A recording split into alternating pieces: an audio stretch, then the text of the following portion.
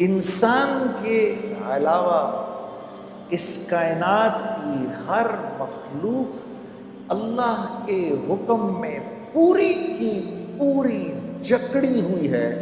انسان کو یہ تھوڑا سا اختیار دیا ہے. یوں تو انسان بھی پورا کا پورا اللہ کے حکم میں جکڑا ہوا ہے.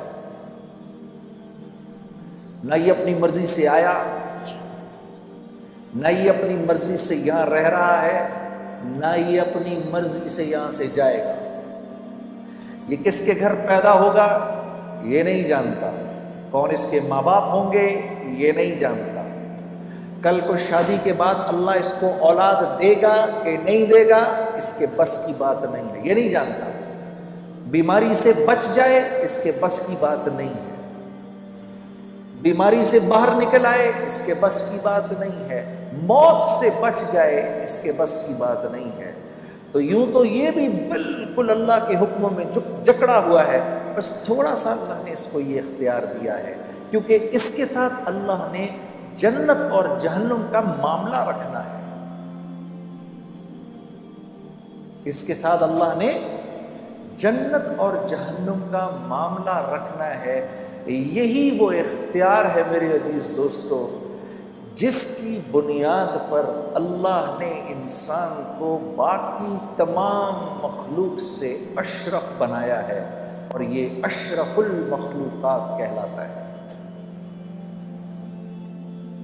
صرف ایک یہ وجہ ہے، ورنہ تو دیکھو کتنا کمزور ہے. اپنی پیدائش کے وقت اس کو تو ہوش ہی نہیں ہوتا. اس کے برعکس مچھلی کا بچہ انڈے سے نکلتا ہے فوراً تیرنا شروع کر دیتا ہے، مرغی کا بچہ انڈے سے نکلتا ہے چلنا شروع کر دیتا ہے، بکری کا بچہ تھوڑی دیر میں کھڑا ہو جاتا ہے. یہ تو 6 سال تک ہوش پہ نہیں آتا.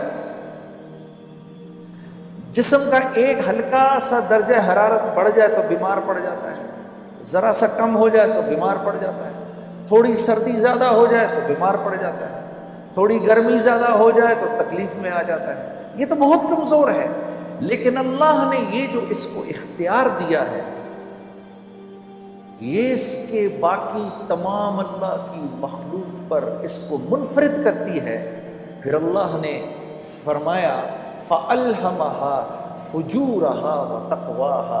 میرے بندے اس بات کو ذہن میں رکھنا کہ تیرے اوپر ہم نے اس بات کو الہام کیا ہے کہ تو صحیح اور غلط کے فرق کو سمجھتا ہے. یہ نہیں کہہ سکتے ہم اللہ کو ہمیں پتہ نہیں. کچھ چیزیں ایسی ہیں جو انسان جانتا ہے. جھوٹ ہر معاشرے میں برا سمجھا جاتا ہے، وہ مسلمانوں کا معاشرہ ہو یا غیر مسلموں کا معاشرہ ہو، جھوٹ ہر جگہ برا سمجھا جاتا ہے. بےایمانی ہر جگہ بری سمجھی جاتی ہے، خیانت ہر جگہ بری سمجھی جاتی ہے، ظلم ہر جگہ برا سمجھا جاتا ہے، قتل و غارت ہر جگہ برا سمجھا جاتا ہے. بالکل اسی طریقے سے ہر معاشرے میں سچ پسند کیا جاتا ہے، امانت داری کا مول ہے ہر معاشرے کے اندر، امن و امان ہر معاشرے کی چاہت اور پسند ہے، رحم دلی ہر معاشرے میں پسند کی جاتی ہے. تو اللہ فرما رہے ہیں فَأَلْهَمَهَا فُجُورَهَا وَتَقْوَاهَا. تجھے اتنا علم ہم نے دیا ہے، کل ہمیں نہیں کہنا، الہام کیا ہے. اور یہ کرنے سے پہلے اللہ نے 7 قسمیں کھائی ہیں میرے دوست. اللہ کو تو قسم کھانے کی ضرورت نہیں ہے، لیکن کیونکہ اللہ اپنے بندے کی فطرت کو پہچانتے ہیں، قسم کھائی ہے. 7 قسمیں کھائی ہیں، زمانے کی اور وقت کی قسم کھائی ہے، کیونکہ اللہ جانتے ہیں میرا بندہ وقت کی اس کے ہاں قیمت ہے. ہم نہیں کہتے میرے پاس وقت نہیں ہے، تو اللہ جانتے ہیں کہ وقت کی اس کے ہاں قیمت ہے، تو قسم کھائے وَالشَّمْسِ وَضُحَاهَا وَالْقَمَرِ إِذَا تَلَاهَا وَالنَّهَارِ إِذَا جَلَّاهَا وَاللَّيْلِ إِذَا يَغْشَاهَا وَالسَّمَاءِ وَمَا بَنَاهَا وَالْأَرْضِ وَمَا طَحَاهَا. 6 قسمیں تو وقت کی کھائیں کہ مجھے سورج کے نکلنے کی قسم، اور پھر چاند کی تمازت کی قسم، اور پھر دن کے اجالے کی قسم، اور پھر رات کے چھا جانے کی قسم، اور پھر اس رب کی قسم عجیب کہ جس نے آسمان کو بنایا اور تخلیق کیا، اور کیا ہی بات ہے اس رب کی، اس کی قسم کہ جس نے زمین کو بچھایا، اور پھر ساتویں قسم آپ کی کھائی اور کہا میرے بندے مجھے تیری جان کی قسم، اور اس رب کی قسم جس نے یہ خوبصورت انسان بنایا ہے، فَأَلْهَمَهَا فُجُورَهَا وَتَقْوَاهَا۔ جو اختیار تجھے دیا ہے وہ کسی کو نہیں دیا۔ لو انزلنا هذا القرآن على جبل لرأيته خاشعا متصدعا من خشية الله۔ جب ہم نے اس قرآن کو پہاڑ پر اتارنے کی کوشش کی، کتنی مضبوط چیز ہے،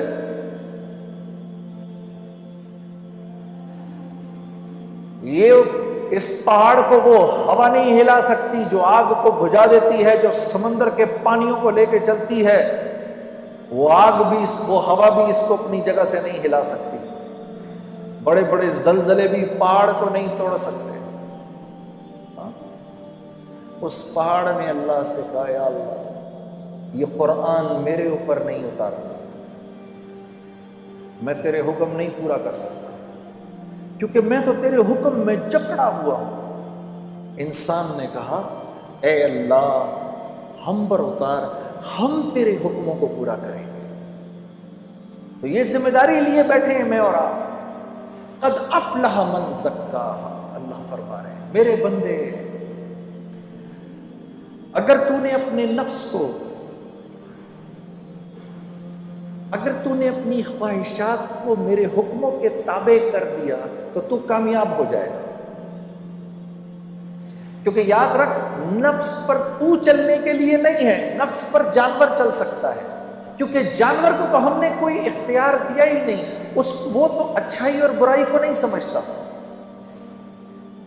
کتے کو کل اللہ پکڑ کر جہنم میں نہیں ڈالے گا کہ تو نے فلاں کی ٹانگ کیوں پکڑی، وہ کہے گا یا اللہ تو نے مجھے جس فطرت پر پیدا کیا میں نے پوری زندگی اس فطرت پر گزار دی، میں نے اسی فطرت پر زندگی گزاری۔ سانپ کو اللہ جہنم میں نہیں ڈالے گا کہ تو نے کیوں کاٹا فلاں کو، وہ کہے گا اللہ یہ تو نے بات میری فطرت میں ڈالی تھی اور میں بالکل پورا کا پورا تیرے حکموں پر چلا ہوں۔ شیر کہے گا اے اللہ میں نے کبھی گھاس نہیں کھائی، میں نے کبھی پھل نہیں کھائے، وہ تو نے انسانوں کے لیے بنائے تھے، میں نے کبھی سبزیوں پر منہ نہیں مارا کیونکہ وہ میرے لیے تھا ہی نہیں، میری تو جو تو نے فطرت بنائی میں اسی فطرت پر چلا۔ بکری اللہ سے، گھوڑا اللہ سے، اونٹ اللہ سے کہے گا یا اللہ ہم نے کبھی گوشت کو منہ نہیں لگایا،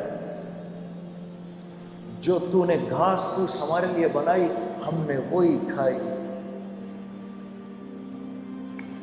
یہ میرے اور آپ کا معاملہ ہے میرے دوستوں، ہم اپنی مرضی پر نہیں چل سکتے۔ یہ وہ بات ہے جو میں آپ کو بتانے آیا ہوں۔ جو کچھ سنا گیا اللہ اس پر عمل کرنے والا اور آگے لوگوں تک پہنچانے والا بنائے۔ مزید اصلاحی بیانات کے لیے ہمارا یوٹیوب چینل ایمان و یقین کو سبسکرائب کریں۔ جزاک اللہ۔